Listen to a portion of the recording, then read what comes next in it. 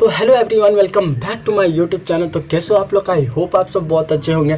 तो आज के इस लेक्चर में हम लोग बहुत ही इंपॉर्टेंट टॉपिक पढ़ने जा रहे हैं, होमोफोन्स एंड होमोग्राफ्स। और होमोफोन्स एंड होमोग्राफ्स क्या होता है, कौन से टाइप के क्वेश्चन पूछते हैं, आज के लेक्चर नंबर 9 में हम लोग समझने वाले हैं। और वीडियो को शुरू करने से पहले अगर आपने हमारे चैनल को सब्सक्राइब नहीं किया तो please subscribe our channel and hit the bell icon, फटाफट कर दो यार। तो चलो हम लोग समझते हैं होमोफोन्स एंड होमोग्राफ्स।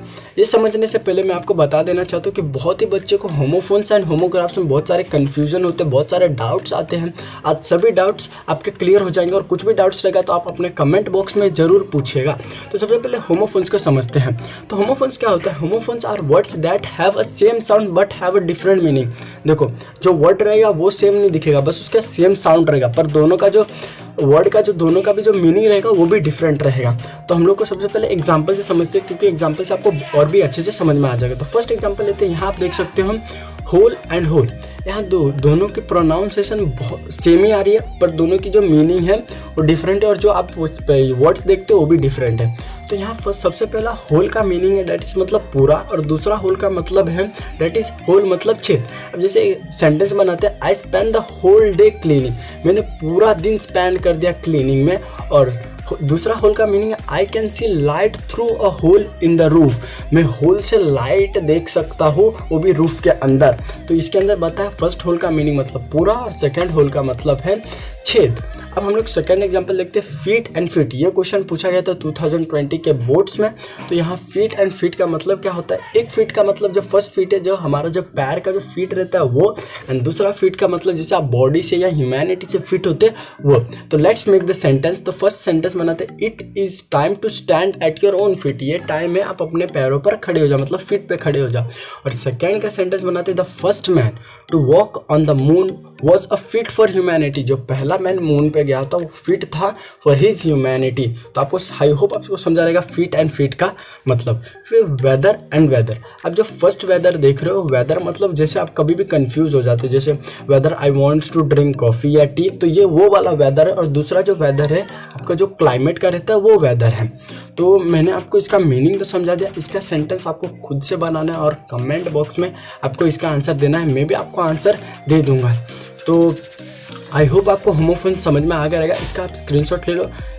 मैं इसका पीडीएफ भी आपको डिस्क्रिप्शन में दे दूंगा, तो आप जाकर डाउनलोड कर लेना। तो अभी हम लोग नेक्स्ट समझते हैं होमोग्राफ्स क्या होता है। तो अभी होमोफोन्स का हटा, अब होमोग्राफ्स क्या होता है। तो देखो, सबसे पहले इसका होमोग्राफ्स का डेफिनेशन देखते हैं। तो क्या होता है homographs? Homographs are a words that have a same spelling but have a different meaning. देखो, कंफ्यूज मत होना, इसके अंदर क्या सेम स्पेलिंग है और डिफरेंट मीनिंग है। उसके अंदर क्या था? डिफरेंट स्पेलिंग था, सेम साउंड था और डिफरेंट मीनिंग था। इसके अंदर भी देखो, कभी हम लोग प्रोनाउंसिएशन बोलते हैं ना, तो समटाइम प्रोनाउंसिएशन सेम होता है पर समटाइम नहीं भी होता है। तो एग्जाम्पल से समझते हैं। For example tier.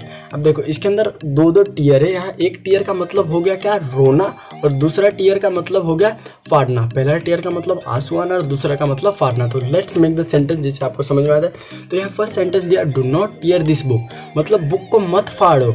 यहाँ फाड़ने का जो टीयर है वो दिया। अब सेकेंड हम लोग लिखते हैं, बी एग्जाम्पल लेते हैं, जैसे a tear fell from the eyes of the princess, मतलब आंसू गिर रहे हैं प्रिंसेस के आंखों से। तो आई होप आपको इस टीयर का, दोनों टीयर का मतलब समझ में आ गया रहेगा। अब हम लोग सेकेंड एग्जाम्पल लेते हैं, मिनट। देखो, इसके अंदर प्रोनाउंसिएशन है वो डिफरेंट होएगा।